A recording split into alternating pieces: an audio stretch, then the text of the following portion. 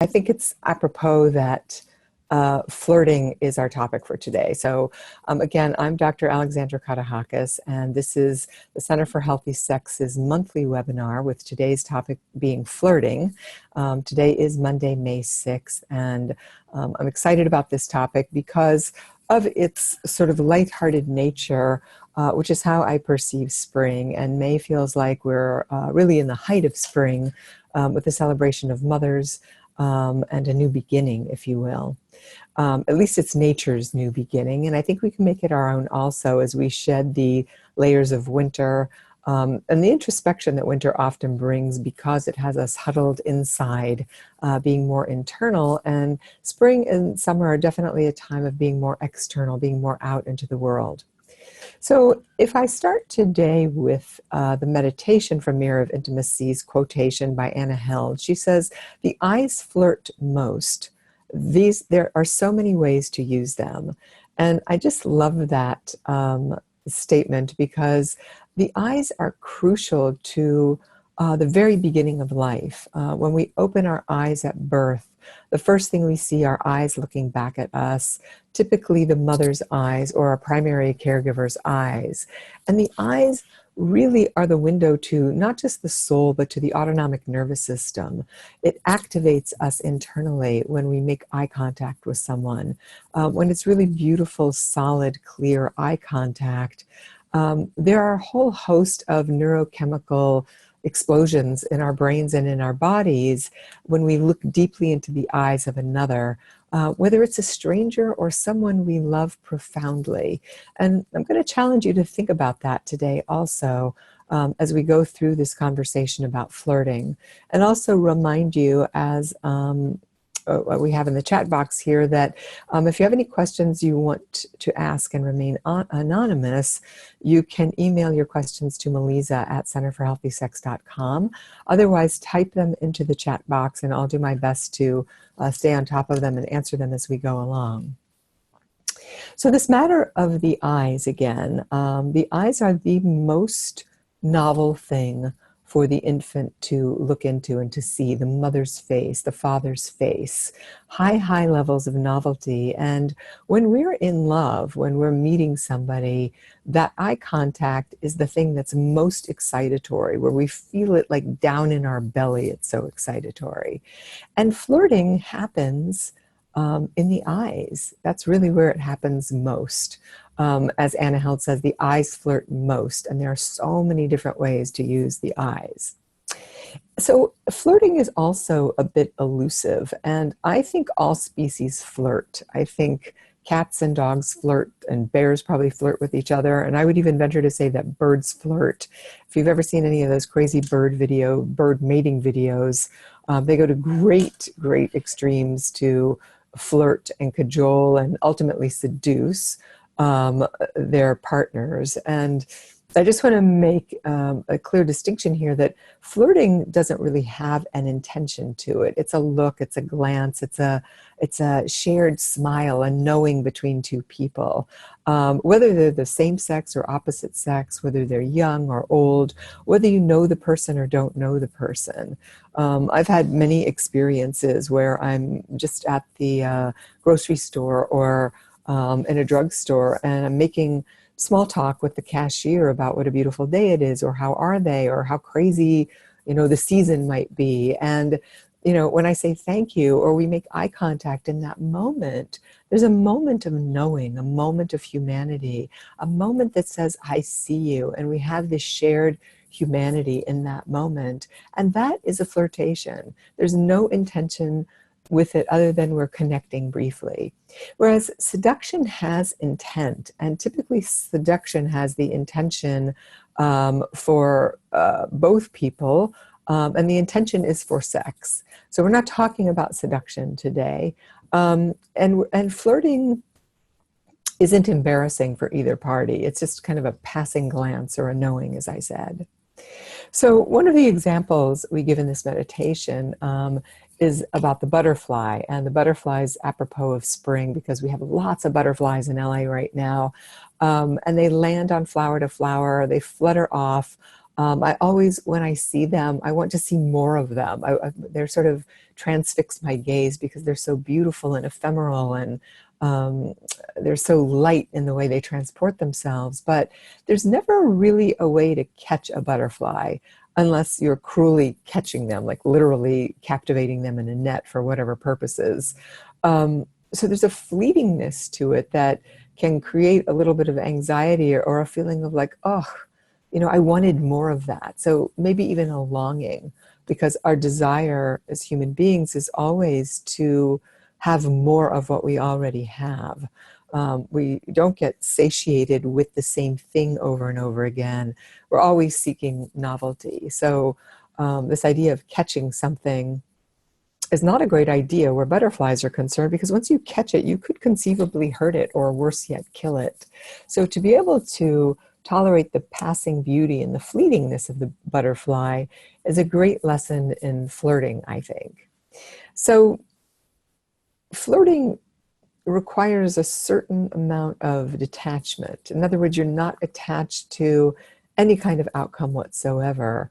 And it means that you are accepting the beauty that you see, but you're not trying to control it or possess it or hold on to it in any way. And I think flirting can be unbelievably playful. I think it's one of the most playful things that we can do, especially as adults, because of the lighthearted nature of it. And again, we've all flirted with children, our nieces, our nephews, or we see an adorable little girl or boy and we say something to them in the presence of their parents, hopefully, about how cute they look, or how funny they are, or how beautiful they are.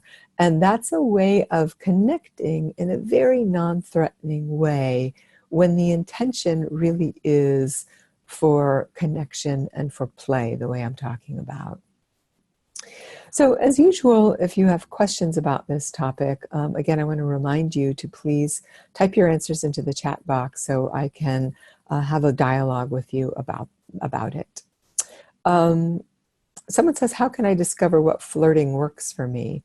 So I'm not sure I know what you mean by what flirting, maybe how flirting works for you. I would say to start with people on the street, people that you see every day. As I said, they can be people in the supermarket, the checkout people, people that provide you with some sort of service where you're really grateful for what they've done by making eye contact and saying thank you, or just smiling, and noticing your experience with the bank teller when you go to make a deposit. And you're talking about the day, as I said, or what you're doing this afternoon, or the small talk that we make with people in passing all day long. Those are the places, I think, to start with flirting in the most harmless, benign ways possible.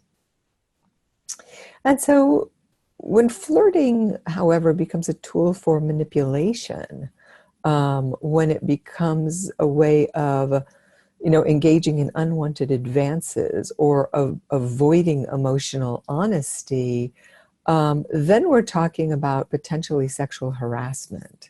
And we don't want to get caught in that process. And so there's a very fine line here about what I would call flirting versus seduction versus intrigue, because intrigue also has it has an edginess to it. It has a sense of kind of offering attention and then withdrawing it in a way that's looking for the other person to perhaps chase after us. And I think that can also be about the intention of having sex. And if you go too far energetically, you're violating somebody's external boundary.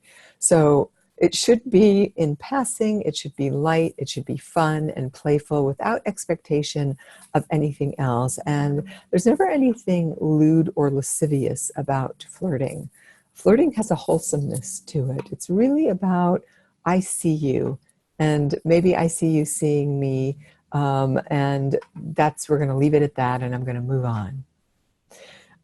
Marianne also says, how can I teach my husband the right way to flirt with me without hurting his feelings? And I would say, well, you should start flirting with him.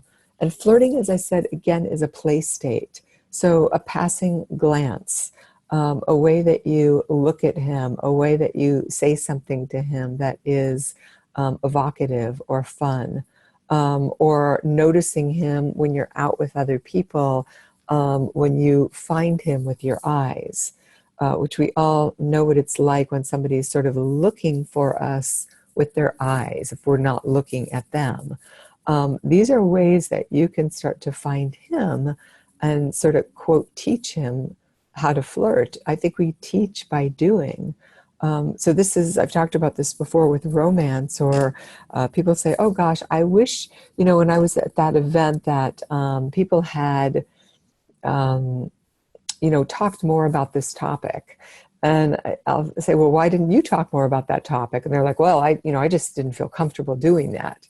So this idea that we're relying upon other people to come show us how to do something is always going to leave us feeling alone, lonely, unable to do something, and not getting what we want and need. So we have to be proactive. We have to do the thing that it is that we want. So someone says, I'm really uncomfortable with men openly flirting with me. I'm also the recipient of a lot of catcalling, and I feel traumatized by that. I'm not sure how to learn to get comfortable with flirting when I'm not in a relationship, yet I'm currently single. Well, openly flirting with somebody with the intent of being sexual is no longer flirting in my book. It's more seduction. And catcalling is not flirting. That's actually an invasion, I think, of a woman's body and privacy. So those are not what I'm talking about. And flirting, again, I don't know how else to say what I'm saying, other than to keep in mind that it's a rather wholesome activity. Elderly people flirt, children flirt, teenagers flirt. We all do it. Sometimes it's just a non-conscious process where we're just making friendly contact with somebody and moving on. So I would encourage you to try it in the world with people that feel non-threatening to you. So for an example, for me, when I get on the elevator in my office building every day, there are certain floors that certain people go to depending on the services that they're seeking. And I can generally tell what floor people are going to by the way they look, by the way they dressed.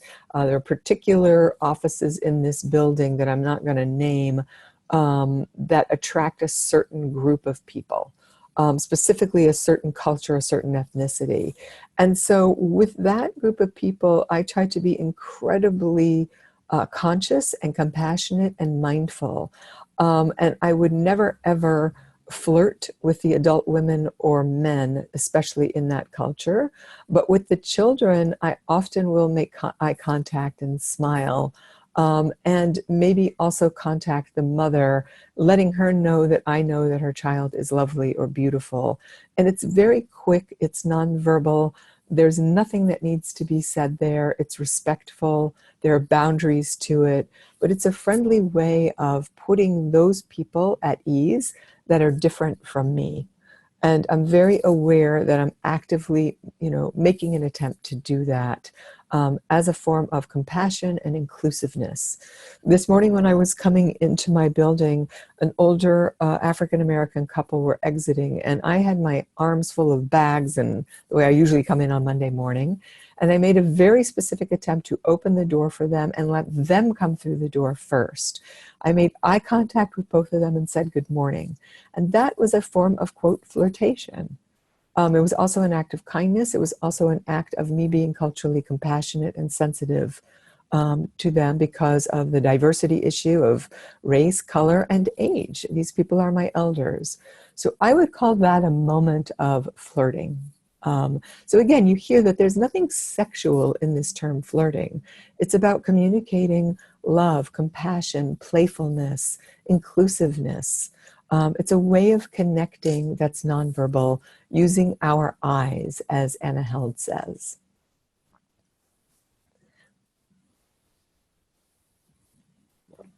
So as I said earlier, when flirting is unwanted, and it starts to become repetitive in a way that maybe that last person was talking about, and the interaction persists, that becomes a form of sexual harassment. And so if you don't want to confuse seduction and flirting, as I said before. But as we move on the path to sexual intimacy, flirting can be a healthy initial stage of sexual intimacy. So yes, flirting is not just sexual, it can be kind and friendly.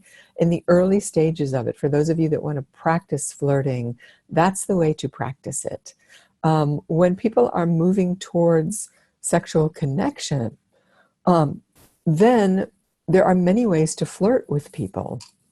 So if you meet somebody, let's say you're at a party and you see somebody who you are attracted to across the room and you want to meet that person, you might think that you're going to actively flirt with them. So you're not trying to get them to go home with you that night, but you want them to know that you're interested in them. And that is a perfectly fine use of flirting. And everybody does it differently. Some people do it by being in the space, but quiet and interesting so that the object of their desire comes towards them. Other people do it with overt sexual energy by the way that they use their body or make eye contact that's more knowing.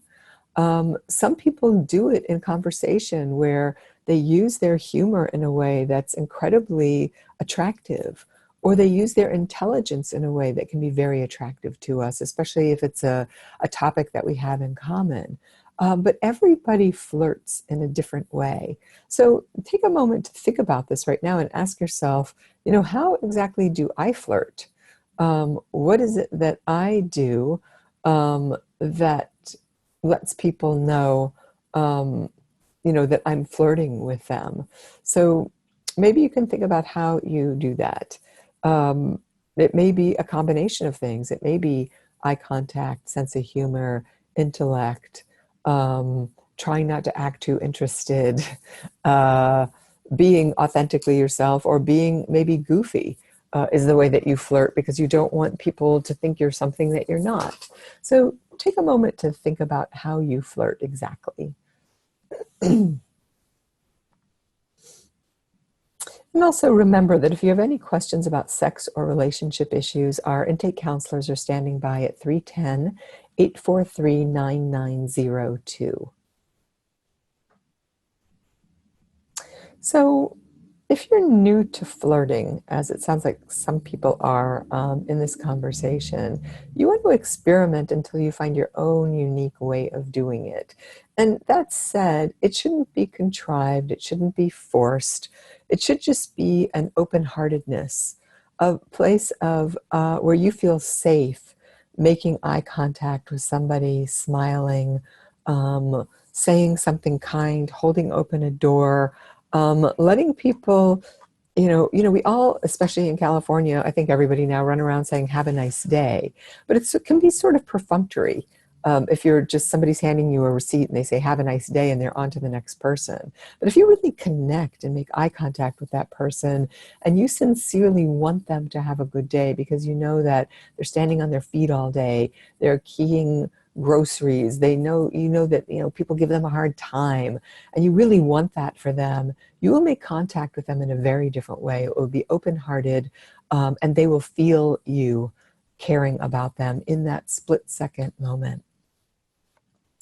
Someone says, I have a concern that flirting with men will give them the impression that I'm interested in them when I'm not. I just want to be playful and connect. So you have to be mindful about how playful you are, how you're using your body, if there is too much seduction in that, because that will give a mixed message. But you can also flirt with boundaries. I would say that I probably flirt with my staff members all week long, but they know me and they know that it's because I care, or we're sharing a laugh or a moment or a joke between the two of us. So flirtation is that kind of lively, vital energy between people that says, I see you, I know you, I care about you. I may even find you, attractive. You're an attractive person to me, but it stops there.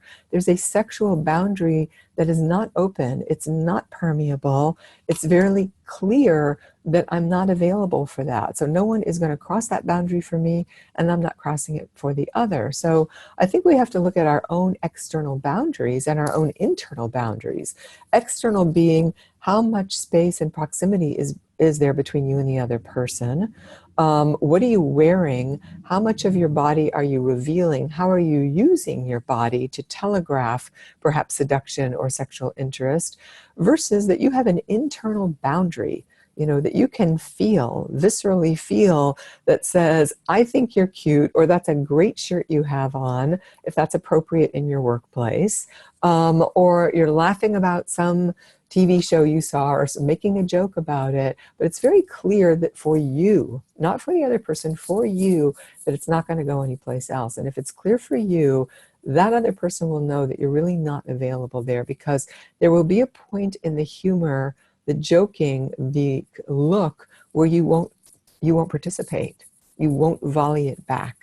And that's on all of us to telegraph those boundaries non-verbally to other people. Now, if they don't get it, you might have to verbally say something. And if they still don't get it, then they are tipping into being inappropriate and moving into harassment.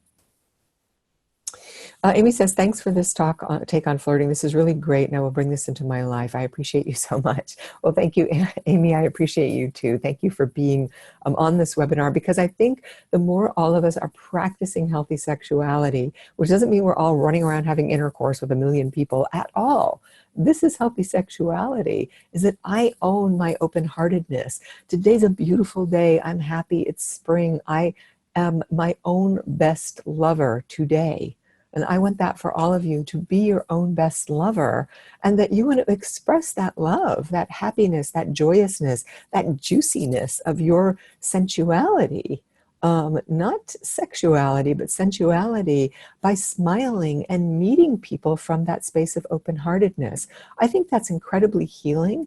And I think when we shut that down because we're so afraid that it means we want to have sex with people or they're going to think that, I think it really kind of dries us up as people. We get resentful, and we get, we start to feel sort of dour and shut down. I know I can feel it in my face when I feel all defended and I don't want anybody looking at me. And it's really not, it's not a vitality state. It's not an alive state. So I really hope for all of you that you practice this aliveness in your life. But you do it with boundaries, that you own your sexuality. It doesn't own you, and other people don't get to violate it. It's yours, and you get to do with it what you want, when you want. Marianne says, I feel uncomfortable when my husband flirts with me. Does that mean I have an avoidant issue? And I would say yes. That does mean that you're having a hard time holding eye contact with him, because previously you said you want to teach your husband the right way to flirt with you. But then now you're saying that when he flirts with you, you feel uncomfortable. And so I think the challenge for you is to hold eye contact with him and to notice where the discomfort is in your body, and to stay with it, as long as you can, because the longer you stay with it, the more capacity you're building in your nervous system to tolerate that kind of intimacy, because this is all about intimacy. This eye contact I'm talking about is absolutely about intimacy, whether it's with a neighbor, a friend, a lover, a stranger, even your dog. And usually it's easier with us, with animals, because they don't really want anything back from us but, endless petting. But pay attention to how uncomfortable you are with somebody making contact with you in that way.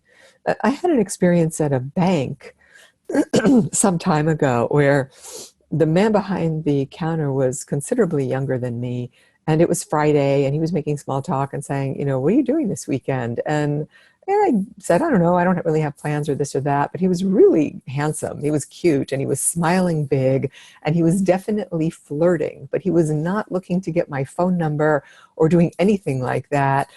He was just a little bit what would I call vivacious, I suppose. And when I left him, I had this feeling internally of like, wow, that was really nice. It sort of lit up my day. It made me feel alive, and it made me feel alive sexually, and it made me feel feminine in a way. Not that I need that from a strange man, but I took it as a compliment. It wasn't going to go any further than that. But I noticed I left that bank with a little bit of a lightness in my step and a feeling of aliveness. And that was a gift that that guy gave me. I never saw him again. I don't know him. And it doesn't matter. He touched me, and it stayed with me for years. When I left there, and I thought, wow, that was really generous of him, that he was smiling and having a good time at his job. While he was making his way towards his weekend. He was probably in somewhat of a countdown himself. So I think we can all take a lesson from that. Someone says, hello, I love the metaphor regarding the butterfly and the admirer in your meditation.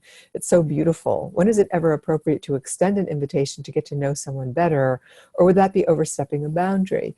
I think it's never overstepping a boundary to tell someone that you really enjoyed your interaction with them and that you would love to know, get to know them a little more. Are they open for that?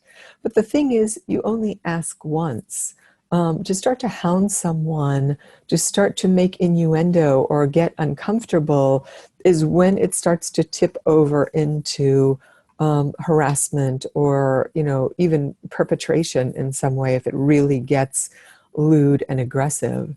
And so whether you're male or female, if you're in a group of people, if you're at a party, if you're noticing somebody, if you share a moment at a Starbucks counter with somebody over a coffee or how long the line is, and you start talking about what's in the headlines of the paper that's sitting there on the newsstand, or what kind of coffee you like, and you have a moment there, a moment of meeting, and that person feels attractive to you, you might say, I don't know what your timeline's like right now, but would you like to have coffee together outside? Or could we continue this conversation another time? Or you might even say, I know this is a little forward, or this might seem a little strange or weird, but I really like what you said about X, Y, and Z.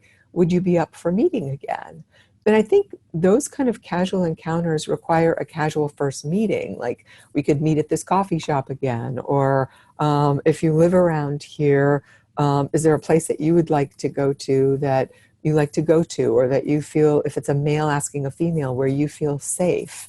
And so keep it casual, keep it light. If the person says no thank you, then hold on to yourself in the face of that. Don't tank into some, narcissistic shame or woundedness, but see if you can consider yourself brave for really making that move and even asking.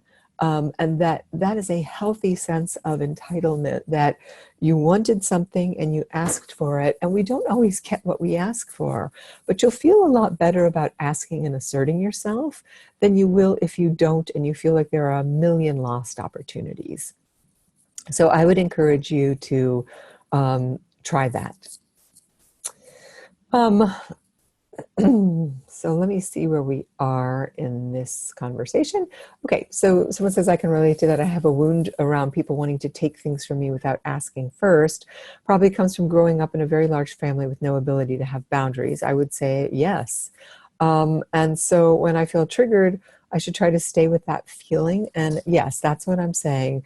Tell your husband you're uncomfortable. Yes, and I think that's the thing to do is, to say to your husband when he flirts with you or makes eye contact, to say, I notice I'm really uncomfortable right now. I'm getting activated. And when you say trigger, I think you need to name the activation, which is, I feel scared right now, or I feel like you're going to take something from me, or you're going to, want something, namely if it's your husband, sex before I really want it. So can we just hang out in this moment together? Are you okay with that? What would it be like if we just made eye contact or held hands, or we just had a hug for this moment without you wanting anything from me? Can you give that to me? And if he can do that with you, then that will help you heal this internal fear state that you have, which is an automatic reaction. It has nothing to do with what you know intellectually.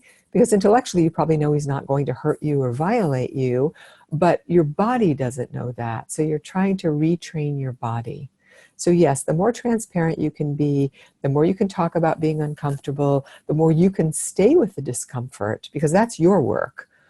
His work is being able to say, okay, I get that you're uncomfortable and I'm going to stay here with you. Yours is to meet him. You can't expect him to fix this for you or to stop wanting you or flirting with you. Otherwise, he may not want to be married to you. All right. Someone says, with any questions? Okay, I'm sensing that flirting is the name that applies to what I do with people I encounter. My intention is to bring some positive energy of connection and appreciation to the other person. I usually carry the intention to seek to put a smile on the other person's face. Yes, that's what it is, Paul. And you say, I appreciate this practice. I think it is a practice. And I think that's part of what it is that I'm bringing joy to this person today. And it's not a one-way street, like I'm, Mother Teresa, or I'm the Dalai Lama, and I'm here to bestow joy on you. I'm getting something from it too. When I'm open-hearted, when I'm smile, when I have a moment, then I feel alive as well. So I was traveling recently, and there was this beautiful couple with their little girl at the table next to me having breakfast. And she had long dark hair, and her parents said something to her about not sitting on this window ledge overlooking this beautiful view, this outside. And I turned to look when the parents said that to her, and they were, sort of training her about being polite and not crawling all over things and things like that. And it was just a really lovely moment. And I looked at the parents and I said to them, she's really beautiful, because she was just such a beautiful little girl.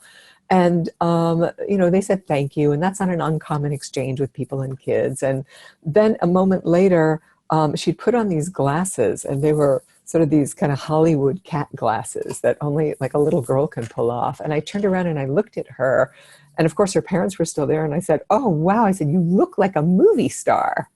Now that was a moment of flirtation with her. Because I was letting her know how sassy she was. But it was so much fun for me to give that to her, because her beauty and her sweetness, it's really the sweetness of her beauty, not her physical look so much, that was giving me something. It was making me feel alive. It was no different than seeing a gorgeous butterfly or a beautiful bouquet of roses outside on a rose bush. She was a piece of nature, a piece of beauty, that when I exchanged energy with her, as Paul is saying, I got that energy back. So that's, I think, a lovely way to think about flirting also, is that we're giving and we're getting. It's a giving and receiving process. So as I was saying, this can start to move into sexual energy with somebody who is reciprocal with you. Where there's a sense of play or a sense of intellect, or a very, delicious tenderness that comes to us. So you want to experiment to see what feels good for you, where you feel like you can flirt and still have boundaries, or where, oops, I went a little bit too far, that doesn't feel right for me. And so you'll find that there is a really something wonderful feeling, as I'm talking about, when we connect with humanity in that way every day. It's a special sort of open-hearted wavelength, to be acknowledged as attractive, to be admired and appreciated. And when I say attractive, I mean the whole body human being. I'm not talking specifically about beauty or a particular way of looking. People that are, absolutely gorgeous, who don't smile and who are, shut down, are not really that beautiful. And, elderly people who smile, who have a million wrinkles on their face, can be the most beautiful thing in the world. So beauty is an inside proposition. There's a light that comes where we see and feel beauty. And I'm calling to all of us to radiate that beauty as we make it through our day today. If 1 minute of the day, or one person you can have a moment of meeting and flirtation with, a moment of laughter or a look, or a sense of play, then you've made someone else's day along with yours. And in the world we live in today, I think that goes a long way. So think about if you can remember your first flirtation, or your last flirtation rather, and whether it was a stranger or with a friend. Was it fun? Did it convey real feelings? What did you find out about that, or what did you experience about that? And maybe you don't know the question about or the answer to that today, but if you experiment with this today, then tomorrow you can go back and look at, that was really kind of fun. I like that. And I would encourage you all to try it with the gender that you're not sexually attracted to, and with a person that you're not sexually attracted to, someone that you wouldn't find, specifically sexual in any way. So that you're really experimenting with this moment of, really, it's a moment of love, is what it is, this exchange of what I'm calling our shared humanity. And then when you take it a step further, after you practice that, because that is a practice, and it's a practice that you can do all the time. And then if you're single and you're wanting to bring this practice into romance or sexuality, that's a new question of how do you telegraph romantic interest or sexual flirtation with somebody. So one ways you can do it is try practicing in the mirror, which everyone hates and rolls their eyes about. Because, it's a tricky thing, because so many of us judge our images in the mirror because we're looking at a sort of one dimension, and we're looking at our physical symmetry and what we look like. But dead people all just look dead. They're just cold and dead. And what makes us beautiful is the energy that animates us, our smile, the way our eyes smile, the way our bodies move as we're laughing. So try to be gentle with yourself if you do that exercise. And just notice, your level of flirting. And imagine you're being flirted with by you, or that you're the person who's doing the flirting. And what traits do you admire in yourself? And what traits do you admire in other people when they're flirting? And be bold about this. If you have to journal about it, do. But notice what your self-consciousness might be about it. And also, if it's helpful to you, notice the way that dogs flirt with each other. If you live in a neighborhood where people walk their dogs, notice the way the dogs, when they see each other, they start wagging their tails and, kind of sniffing each other, and they kind of are super excited and interested in each other. That is a form of flirtation, I think. Now, dogs are more base than humans, so for them, there's also just flat out mating instinct sometimes. But that part aside, notice how happy they are to see each other, and then they go on their way. They don't even have to even know each other. And if you have someone that you are in love with, a lover, a husband, a wife, a friend, flirt with your beloved today. Bring a smile to your lover's face, to their lips, and a spark to their eyes. And separate flirting from playing mind games. It's not about manipulation, but it's about looking at them. Even if you poke your head into a room where they're very busy, and you just look at them with your eyes and say, hi, right? You're finding them with your eyes. Or wink at them, or just letting them know that you see them as a sexual being in that moment. Because for so many of us, we're just kind of in the grind of our day, working all day long and shuffling email and paper and phone calls, and it doesn't feel very sexy or very alive. But in that moment, if you get a text from your beloved that says, I'm thinking of you, or something even a little bit, sexier with an emoji, there's a little bit of a feeling of lighting up.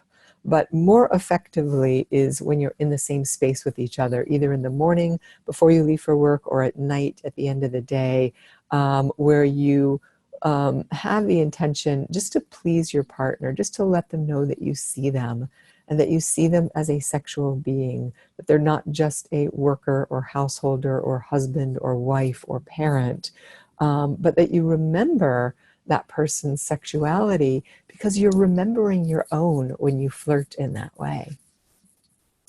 So, any other questions about this topic?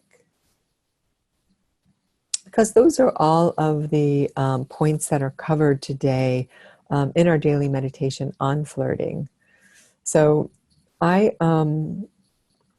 if you don't have any more questions, then we'll wrap it up here. But if you do, I'm willing to stay on for a few more minutes and answer those questions. I don't see any more questions in the chat box. And I do think I got to all of them. So I do want to remind all of you that we have a YouTube channel, which is Center for Healthy Sex, where we have all of the Mirror of Intimacy webinars up there and a myriad of topics on sex and sexuality. So I would encourage you to look at those if you have questions about sex and sexuality, and to pass those on to friends and people that you know that could benefit from them. And also to remember that our monthly webinar happens the first Monday of every month, and that Mirror of Intimacy is available at Amazon.com. We continue to welcome all of your beautiful comments about the book, and appreciate that so many people around the world now are tuning in and reading the messages from Mirror of Intimacy and passing it around to people all over the world as well. So we have one last question here. Paul says, does flirting convey the message, I want to get to know you better?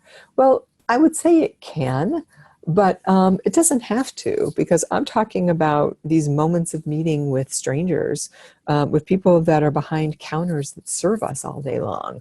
Banks, coffee shops, grocery stores, drugstores. That's not saying I want to get to know you better. It's just saying, I see you, I care about you as a human being. It's a moment of meeting. And when that person reciprocates with a smile or a knowing look, then I walk away with something also. This is about being present, a present awareness, and meeting each other from this place of love and humanity, which is rapidly disappearing because everybody walks around with their heads buried in their cell phones, because God forbid I should make eye contact with another person. They might want something from me. Maybe what they want is some human connection. I think that's a part of why we all could be so lonely living in major metropolitan areas, because we don't make an attempt to connect with our fellow human beings.